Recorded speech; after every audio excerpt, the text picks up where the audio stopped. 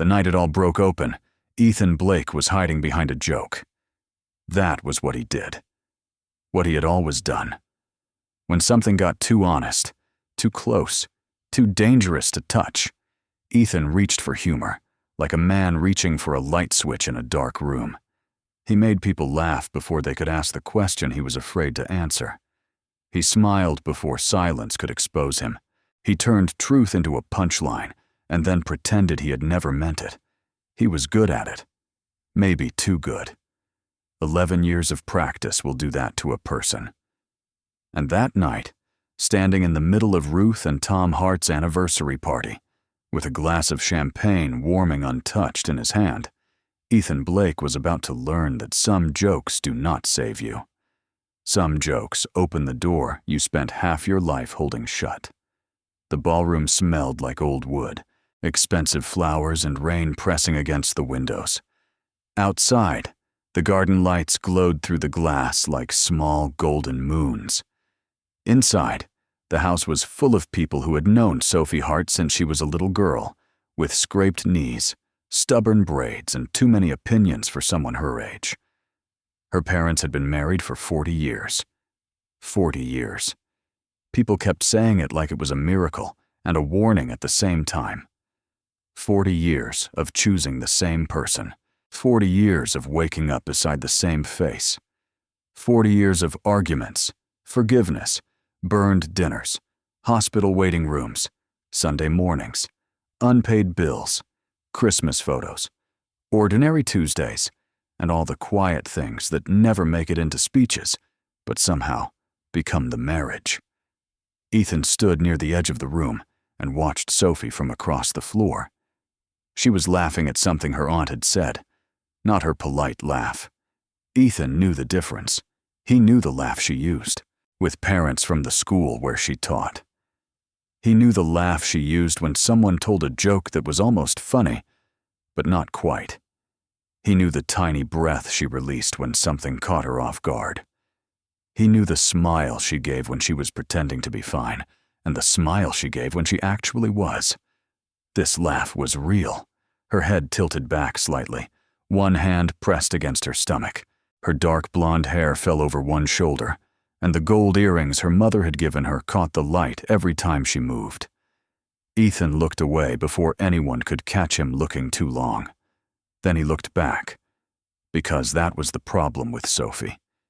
He always looked back. He had been looking back for 11 years. The thing about watching someone for 11 years is that, eventually, you stop calling it watching. You call it friendship. You call it being present.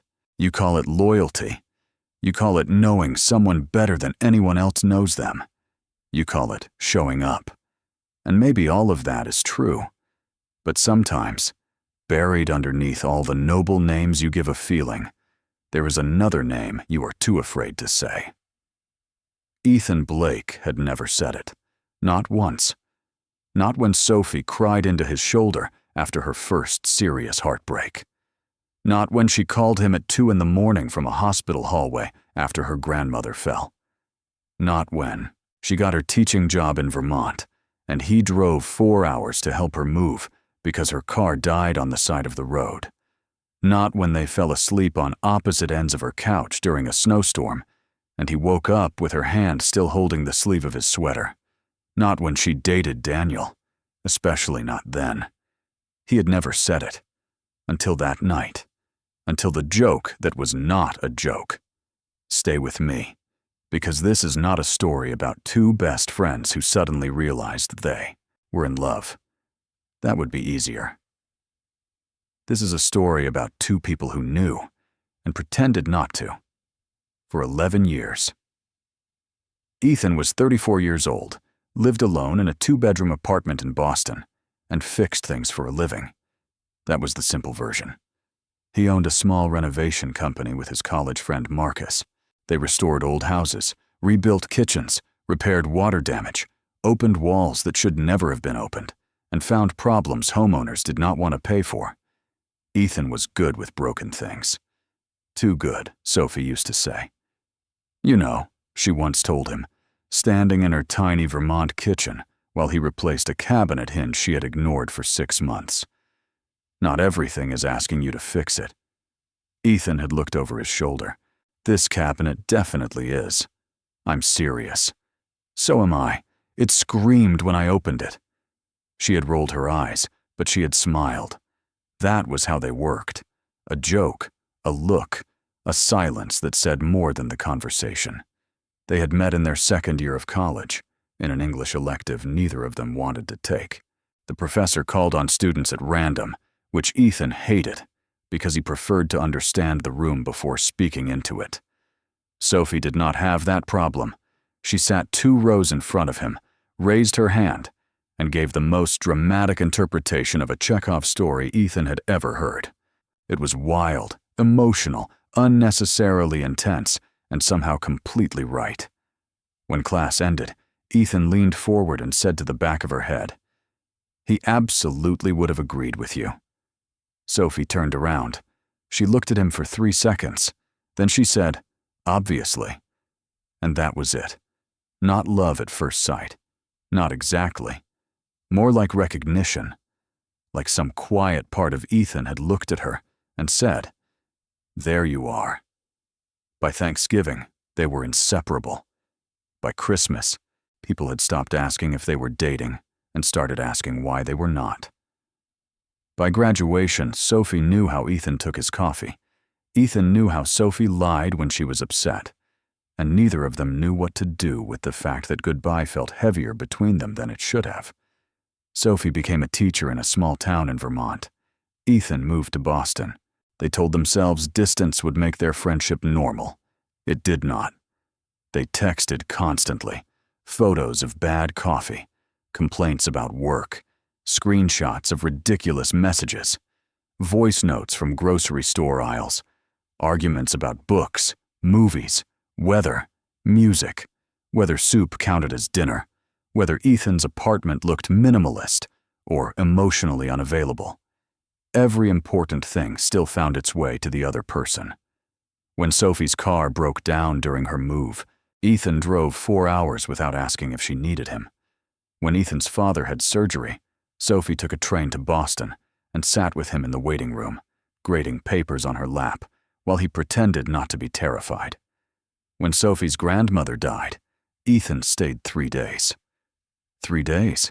He cooked badly. He answered the door. He found tissues. He sat on the floor beside her bed because she did not want to be alone, but did not want to talk. On the 3rd night, Sophie had whispered into the dark, "You always come." Ethan had said, "Of course I do." She had said nothing after that. Only now, years later, would he understand what she had wanted him to say. Not of course, not that's what friends do, something else, something true. But Ethan did not say true things when true things could destroy him. So he stayed useful. Useful was safe. Useful had rules. Useful did not ask, "What am I to you?" Useful did not risk losing everything. Over the years, Ethan dated women who were kind, intelligent, and completely doomed from the beginning. He did not mean to hurt them. That was the worst part. He was attentive. He remembered dates. He fixed things without being asked. He listened. He was warm in all the ways that made someone believe there was a future. But there was always a room in him that stayed locked. And every woman eventually found the door. One of them, Anna, said it best. They were sitting in a restaurant in Boston, 8 months before Ruth and Tom's anniversary party. Anna had barely touched her wine. Ethan already knew something was wrong before she spoke, because he was good at reading people when the person was not Sophie. "I can't compete with her," Anna said. Ethan frowned. "With who?" Anna gave him a sad smile. "That question is insulting." He looked down. "Sophie is my best friend." "I know," Anna said. "That's the problem. She isn't trying to be anything else, and I still feel like I'm losing." Ethan said nothing. Anna continued, quieter now. "You talk about her like she's weather, like she just exists around everything. Like every day of your life has to be measured against whether Sophie is okay. That's not fair. No, Anna said. What isn't fair is you letting me fall for half of you, while the other half has had a home for years. He ended it that night. Not because Anna was wrong, because she was right. And because, after he left her apartment, Ethan sat in his truck for 20 minutes with Sophie's contact open on his phone and did not call. He wanted to. That was the problem. He wanted Sophie when something hurt. He wanted Sophie when something healed. He wanted Sophie on bad days, good days, empty days, ordinary days. And still, he did not call. Because what would he say? Anna left me because of you. I think I have loved you so long I forgot love was supposed to move. I am afraid that if I tell you the truth, I will lose the only person who makes my life feel like home. So he put the phone down, and 2 weeks later, when Sophie asked casually, "How's Anna?" Ethan said, "We ended things." Sophie went very still. "You didn't tell me?"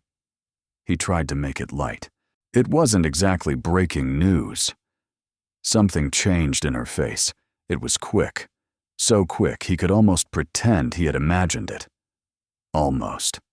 "Right," she said. "Of course." After that, Sophie began to pull away. Not dramatically. Sophie was too proud for dramatic. She did not disappear. She did not stop answering. She did not accuse him of anything. She simply stopped making him the first person to know. She mentioned plans after they happened. She said she was tired more often. She canceled their monthly movie call twice in a row. She did not send him a photo of the first snow in Vermont, even though she had done it every year since she moved there. When Ethan noticed, he told himself she was busy. When he worried, he made jokes. When the distance hurt, he did what he always did. Nothing. Then came the invitation. Ruth and Tom Hart's 40th wedding anniversary, a formal dinner at the old family house in Connecticut. Sophie texted him the details. "You're coming, right?" Ethan replied immediately. "Obviously. Who else is going to protect you from your relatives?" she answered after 12 minutes. "Maybe I don't need protecting anymore." He stared at that message for a long time. Then he typed, "Terrifying. Independent Sophie. The world isn't ready." She sent back a laughing emoji. Only one. No follow-up. No teasing. No warmth hidden between the words. For the first time in 11 years, Ethan wondered if he had waited too long. He drove to Connecticut on a gray Saturday afternoon, rain moving in thin lines across his windshield. The Hart house stood at the end of a long gravel driveway, all white trim, dark windows, and ivy climbing one side, like the house belonged to another century. Ethan had been there for holidays, birthdays, summer weekends, snowed-in dinners, and one Christmas Eve when Sophie's father made everyone dance in the kitchen until midnight. He knew which floorboard creaked in the hallway. He knew where Ruth hid the good coffee. He knew the library door stuck in the winter. He knew too much about this house for a man who had never been brave enough to tell its daughter he loved her. When he walked in, Sophie was arranging flowers near the dining room. She wore a deep green dress he had never seen before. Not fancy in a loud way. Worse, elegant, soft, dangerous. The kind of dress that made him forget his own name for half a second. She did not notice him at first. She was focused, one hand adjusting white roses, the other holding a ribbon between her fingers. Her brow had that small crease it always got when she cared too much about something looking effortless. Ethan stood there for 4 seconds longer than he should have. Then she looked up. "You're late," he smiled automatically. "I'm exactly on time." That's what late people always say. There it was, the old rhythm. For a moment, Ethan relaxed. Then a man appeared beside her. Tall, dark-haired, early 30s, wearing a navy suit and holding a box of candles. "Soph, where does your mother want these?" Soph. Ethan felt the word before he understood it. Sophie turned to the man. Dining table, I think. Thank you, Oliver. Oliver smiled at her. Not like a friend. Not quite. Then Sophie looked back at Ethan. Oh. Ethan. This is Oliver. He teaches history at my school. Oliver, this is Ethan. This is Ethan. Not my Ethan. Not my best friend Ethan. Not even you've heard me talk about Ethan. Just Ethan. Oliver extended a hand. Good to finally meet you. Sophie's mentioned you. Finally. Ethan shook his hand. All good things, I hope. Oliver's smile deepened. Mostly. Sophie gave Oliver a look that Ethan could not read. He hated that. He hated not knowing a Sophie look. The party filled quickly after that. Family. Friends. Neighbors. People from Ruth's book club. People from Tom's old office.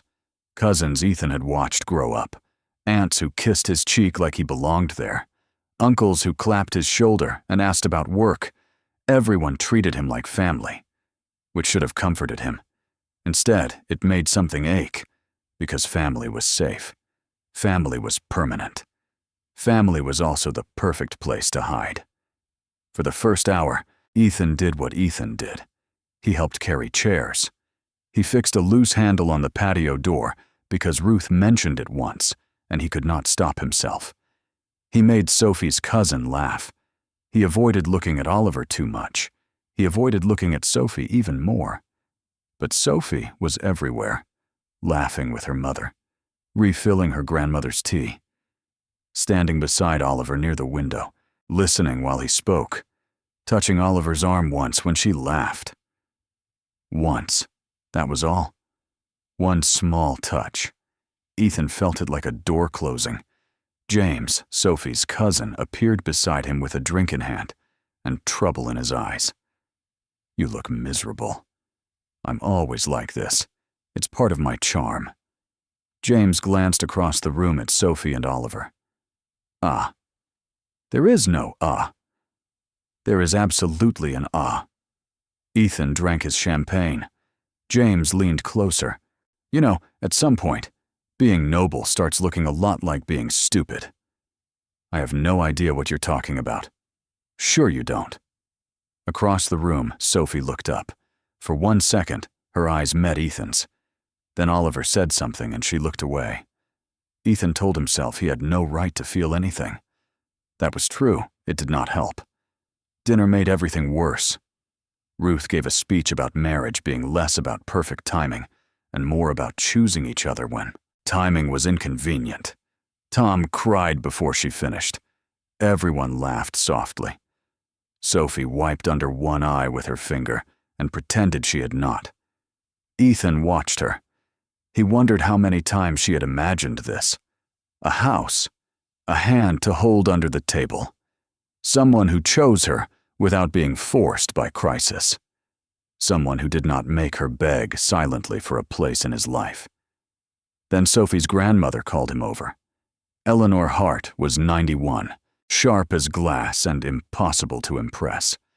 She sat near the fireplace with a blanket over her lap and a look that suggested she had known everyone's secrets since before they were born. Ethan bent to kiss her cheek. Still handsome, she said. Still terrifying, Ethan replied. She smiled. Good. Sit. He sat. She looked across the room at Sophie, then back at him. You're wasting time, son. Ethan's smile faltered. Excuse me. You heard me. I'm not sure I did. That's because you've spent years not hearing anything that would require courage. The words landed quietly, brutally. Ethan looked down at his hands. Eleanor's voice softened only a little. She will not wait forever. His chest tightened. Is she waiting? Eleanor studied him. Oh, Ethan, she said, that is the saddest thing you've ever asked me. Before he could answer, Ruth called everyone toward the ballroom for another toast. The night kept moving. That was the cruel thing. Your life could be falling apart inside you, and someone would still ask whether you wanted cake. By the time the final toast began, Ethan had already made 100 decisions and undone all of them. Tell her. Don't ruin the night. Ask about Oliver. You have no right. Tell her before she leaves. What if she laughs? What if she doesn't? What if you have already lost her? Sophie's uncle stood near the piano, flushed with wine and sentiment. To Ruth and Tom, he said, raising his glass, 40 years of love, patience, forgiveness, and pretending not to know things everyone else knows. People laughed. He looked directly at Ethan. And to everyone in this room who loves someone and hasn't said so yet. The room reacted instantly. A few people laughed louder. Someone said, "Oh, here we go." James covered his mouth. Sophie froze beside the dessert table. Ethan felt every eye turn toward them. There it was, the familiar trap, the old joke. The room expected him to perform. So he did what he always did. He smiled. He lifted his glass slightly. He turned toward Sophie, ready to say something clever enough to rescue them both. Something like, "I love Sophie the way a man loves surviving a natural disaster." Or, "Sophie and I would have killed each other by year 2. Or, "She's too bossy and I'm too emotionally delicate." Any joke would have worked. Any joke would have closed the door. But when he looked at her, the words changed. Maybe because she was not laughing. Maybe because Oliver was watching her. Maybe because Eleanor's warning was still burning in his chest. Maybe because he was tired. 11 years tired. So what came out wasn't a joke. It was the truth. "I love you, Soph." The room laughed. Of course it did. People had been laughing already. To them, it sounded like another line in a long-running performance. Ethan and Sophie. Sophie and Ethan. The almost couple. The not-quite love story. The joke everyone understood except the 2 people inside it. But Sophie did not laugh. Her face went still. Not surprised. That was what broke him. She did not look surprised. She looked wounded, like he had finally touched a bruise she had spent years hiding. Ethan tried to smile, tried to fix it, tried to make it safe again. "You know what I mean," he said. Sophie stepped closer. Her voice was low enough that only he could hear. "No," she said. "I don't think I do." "Soph? Did you say that because it was funny?" she asked. "Or because you finally got tired of lying?" Ethan Blake, who always had an answer, had nothing. Not one word. Sophie looked at him for another second. Then she took his hand. Not gently, not romantically. Like she had made a decision. And she led him out of the ballroom. The laughter faded behind them. They passed the hallway with framed family photos. They passed the old grandfather clock. They passed the door to the garden where rain tapped against the glass. Ethan could have stopped her. He did not. Maybe some part of him understood that, for the first time in 11 years, Sophie was done letting him hide. She opened the library door, pulled him inside, closed it behind them. Then she turned off the light. Darkness swallowed the room. For a moment, Ethan could hear only 3 things: the muffled music from the party, the rain against the windows, Sophie breathing in front of him. Then she spoke. "You've been here for 11 years. He said nothing. Every bad day, every emergency, every time something broke, every time I was scared. You came. Sophie, no, let me finish." He closed his mouth. "I kept thinking eventually you would say it. Eventually you would stop making jokes. Eventually you would look at me and choose me when nothing was wrong." Her voice trembled on the last word. That hurt more than if she had shouted. "I thought if I waited, you would get there. And then I realized something worse." "What?" "I realized you liked being needed more than you were willing to risk being wanted. Ethan felt that sentence move through him like a blade. In the dark, Sophie continued. You know what the worst part is? You made me feel seen when I was falling apart. You knew when I was tired. You knew when I was lying. You knew when I needed someone beside me. But when I was okay, when I was standing right in front of you, when I was trying to show you I wanted more, you suddenly couldn't see anything. Ethan swallowed. I saw it. No, she said. You noticed it. That's different. The music shifted outside. Some slow song started. The kind people dance to when they believe they still have time. I started pulling away because I couldn't keep doing it, Sophie said. I couldn't keep being your almost. Your emergency contact. Your person when things were hard, but never your person when things were possible. Ethan closed his eyes. I didn't know I was doing that to you. I know, she whispered. That's what made it hurt more. Silence, then quieter. I got a job offer. His heart stopped. What? In Boston. The room seemed to tilt. At a private school. Better pay. Better resources. My mother thinks I should take it. Oliver thinks I should take it. Ethan hated Oliver's name in her mouth. Not because Oliver had done anything wrong. Because Oliver had apparently done the one thing Ethan had not. He had encouraged Sophie to choose a life. When? Ethan asked. I have to answer next week. Next week. All the years behind them, 7 days in front of him. You didn't tell me. No, she said. I didn't. Why? A pause. Then.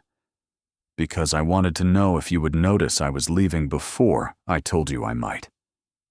That broke something open in him. Because he had noticed. He had noticed every quiet reply, every canceled call, every missing photo, every place where Sophie used to reach for him and no longer did. And still, he had said nothing. He had waited for her to make it easy. Again. I made you feel invisible, he said. It was not a question. Sophie's answer came after a long silence. I didn't know someone could make you feel invisible by staying. Ethan pressed his hand against the edge of the bookshelf to steady himself. I thought I was protecting us. From what? From losing this. You were losing it anyway. The truth of that filled the room.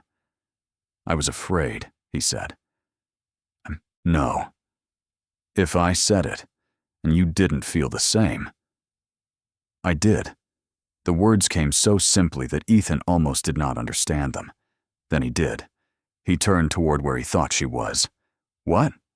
I did, Sophie said. I do. I have loved you for years, Ethan. So many years I don't even know when it became love, and stopped being something I could explain away. He could hear tears in her voice now. I loved you when you drove 4 hours because my car broke down. I loved you when you sat outside my classroom after that parent screamed at me and handed me coffee like it was nothing. I loved you when my grandmother died, and you slept in a chair because you didn't want me waking up alone. I loved you when you made me laugh on days I thought I'd forgotten how. Sophie. But I also hated you a little, she said, and the honesty of it stunned him, for making it so easy to love you and so impossible to have you.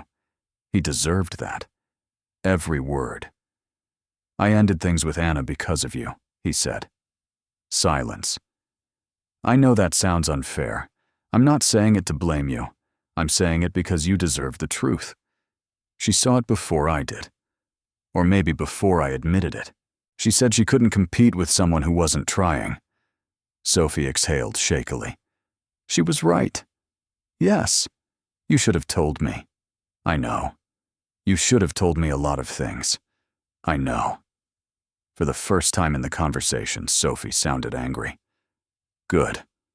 Ethan could handle anger better than pain.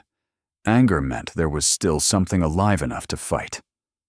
You let me sit beside you through every failed relationship, she said. You let me pretend to be happy for you. You let me meet women who were trying to love you while I stood there like some idiot, thinking maybe one day you'd look at me and realize I was already there. I did realize. No, you felt it. You didn't realize it.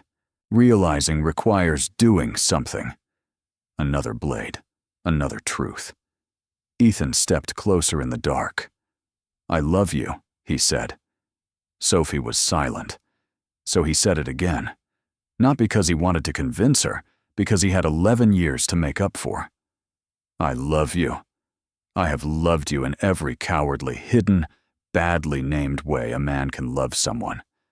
I loved you and called it loyalty. I loved you and called it timing. I loved you and called it friendship because friendship was the only word that didn't ask me to be brave. Her breathing changed. I don't want another joke, she said. You won't get one. I don't want a confession you take back when the lights are on. You won't get that either. I don't want to walk back into that room and become a funny story. Ethan's voice broke slightly. You are not a funny story to me. Then what am I? The question sat between them. For 11 years, Ethan had answered it incorrectly. Best friend, family, favorite person, emergency contact, home, all true. None enough. He took one more step. You were the woman I should have chosen out loud a long time ago. Sophie made a small sound, half breath, half grief. And now? Now I'm choosing you out loud. In a dark room? A faint smile touched her voice. Ethan almost laughed. Almost. But he understood the test. No, he said. Not only here. The silence after that felt different. Not fixed, not healed, but open. Sophie reached for him first. Her fingers found his hand in the dark. He held on like someone being given one final chance. They stayed that way for a while. No kiss yet. That mattered. A kiss would have been easy. A kiss could become another place to hide. So instead, they talked. Really talked. About the year Sophie started pulling away. About the Boston offer. About Oliver, who had asked her to dinner twice and accepted her no both times with more grace than Ethan wanted to admit. About Anna. About Daniel. About the night by the fireplace 6 years ago when Sophie almost told him everything, and Ethan made a joke about marshmallows because he felt the moment changing and panicked. Sophie remembered that. Of course she did. I cried after you went to sleep, she said. Ethan hated himself a little. I'm sorry. I know. I'm going to say that a lot. You should. He nodded, even though she could not see him. I will. Outside the library, people applauded. Someone must have finished another speech. Life continued beyond the door, warm and bright, and unaware that Ethan's entire world had narrowed to Sophie's hand in his. What do we do now? She asked. And Ethan, fixer of things, did not offer a plan. He did not promise too much. He did not say he could repair 11 years in one night. He said the bravest thing he could. I don't know, but I know I don't want to go back to pretending. Sophie was quiet. Then she said, I'm scared. Me too. If this ruins us, it won't. You don't know that. No, he said. I don't. But I know pretending already was. That was the first answer that seemed to reach her. She moved closer. He could feel her now, the warmth of her, the shape of her presence, the person he had known forever and never allowed himself to have. Ethan. Yes? When we turn the light on, I need you to still mean it. I will. When we open that door, I need you not to make it smaller. I won't. When they look at us, I need you not to turn me into a joke. He squeezed her hand. I'm done hiding behind jokes. Sophie let out a fragile laugh. I'll believe that when James says something stupid and you survive it. He will absolutely say something stupid. He's been waiting for this since 2017. Your grandmother has been waiting since birth. That made her laugh for real. Small, wet, beautiful. And Ethan felt something loosen in his chest. Not because everything was fine, because for the first time in 11 years, everything was honest. Sophie reached past him and turned on the lamp. The room filled with soft amber light. Ethan blinked. Then he saw her. Really saw her. Her eyes were red. Her cheeks were damp. Her hair had come loose around her face. She looked hurt, relieved, exhausted, and more beautiful than anything he had ever let himself want. For once, he did not look away. Sophie noticed. "What?" she asked. Ethan shook his head. "I'm trying to get used to looking at you without lying to myself." Her expression changed. That sentence did what 11 years of jokes never could. It reached her. He stepped closer, slowly enough that she could stop him. She did not. He touched her face with the back of his fingers. Not like a friend. Not like a man comforting someone in crisis. Like a man asking permission to cross the final inch of a life he had wasted years circling. Sophie closed her eyes. The kiss was quiet. No music swelling. No dramatic crash of thunder. Just Ethan and Sophie in a library full of old books, kissing like people who had almost missed each other. When they separated, Sophie kept her forehead against his. "I'm still mad at you," she whispered. "I know." "Good. I deserve that." "You do." He smiled. She opened her eyes. "But I love you," she said. Ethan breathed out like he had been holding that breath for 11 years. "I love you too." This time, no one laughed. When they left the library, the hallway was golden with light. The party had shifted into that late-evening softness, where people were full of cake and nostalgia. Sophie's parents were dancing near the doorway, Ruth's head resting against Tom's shoulder. Sophie stopped to watch them. Ethan stopped beside her. "That's what I want," she said quietly. "Me too." She looked at him. "I believe you more than I did an hour ago. I'll earn the rest." That answer seemed to matter. They walked back into the ballroom hand in hand. The room noticed immediately. Of course it did. James saw first. His mouth opened. Ethan pointed at him. "Don't." James closed his mouth, then opened it again. "I waited 11 years. I deserve one finally." Sophie groaned. Ethan looked at her. Then, instead of joking, instead of stepping away, instead of pretending the hand in his was accidental, he lifted their joined hands and kissed her knuckles in front of everyone. The room went silent. Not completely. There were little sounds. A gasp from Ruth. A whispered, "Oh my God," from someone near the piano. Eleanor Hart smiled like a queen, watching a war end exactly as predicted. Sophie looked at Ethan with something dangerously close to tears.